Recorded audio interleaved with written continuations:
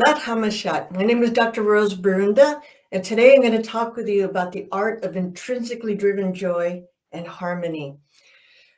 What I want you to consider is how it is that you live, what it is that you value, and where did you learn how to live and what to value.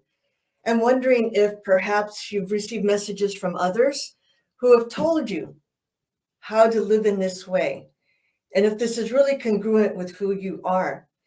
And perhaps it is time to consider a cultural shift. Here in the United States, we talk so much about life, liberty, and the pursuit of happiness. We know that the world has been a very dizzying place for all of us. When we look at the pandemic, when we look at wars that are breaking out, it can be very dizzying and discombobulating in terms of who we are, how we respond to the world around us, and can be extremely burdensome day in, day out, and feeling the impact of all of this on our lives. So think about how you might live differently and how you engage with others and with the world around you and with yourself day in, day out. So I'd like to talk a little bit about life, love, and the pursuit of harmony. And when we talk about life, I'm talking about life not just in the physical living, but life from mental, emotional, and spiritual health. Looking at love, not just a romantic love, but love for yourself, love for others, love for everything that's around you, and looking at a quality life. Pursuit of harmony, how we live in relationship to others, how we live in peace and harmony with all that is around us. So I'm going to frame this sharing with you the story of an old Cherokee brave who was talking to his grandson and said, "Grandson, recognize that each and every one of us has two wolves." And the grandson looks at his grandfather and he says, "What are you talking about, grandfather?" He says, "We have two wolves who are constantly at battle within us, and they're battling with each other." And the grandson says, "Tell me more about these two wolves." The grandfather, the old brave, tells his grandson, one of the wolves is a bad wolf. That bad wolf is evil, anger, envy, jealousy, being sorry and regretful for one's life, greed, arrogance, and self-pity, guilt, resentment, inferiority, living in lies, false pride, superiority, and ego. And you think about these elements and how maybe they manifest in your own life and how they consume you in the ways that hold you back from living life to its fullest. The grandson considers this. He says, "Well, tell me more, grandfather. What about the other wolf?" The other wolf is joy, peace, love, hope, serenity, humility, kindness, and benevolence, empathy, generosity, truth, compassion, and faith. So as we look at the difference between the good wolf and the bad wolf, we wonder, how do we infuse more of this goodness within our lives? And so the grandson considers this, and he asks his grandfather, "Grandfather, which one of the wolves wins?" And the grandfather says, "The one that you feed." So what I'm asking you is just to consider your life and to take agency for your own well-being, because there are implications for which wolf you feed. When the bad wolf is fed, we know that adrenaline kicks in our body and you go into fight or flight mode. And when that happens, your heart rate goes up, you get arterial tension, testosterone increases. And there's reasons for our bodies being able to do this when you're in a fight or flight situation. But the thing is there's a lot within our lives that activates this.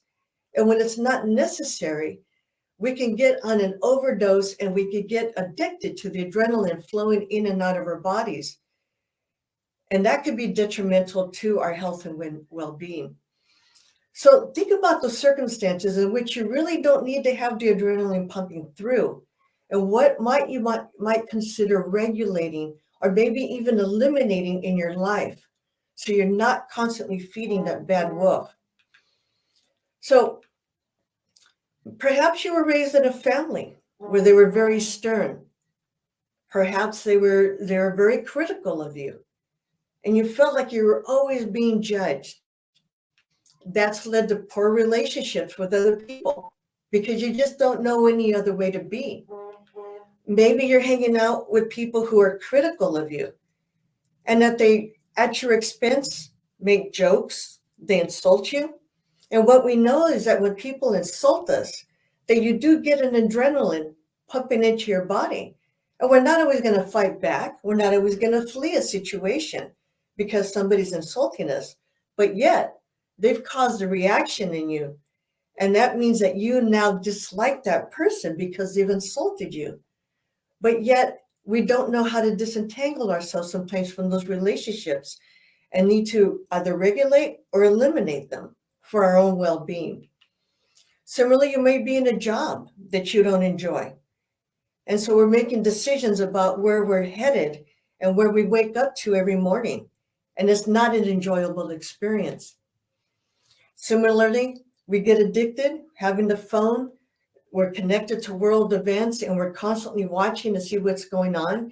And so we're chained to these events that we may not have direct impact in our lives.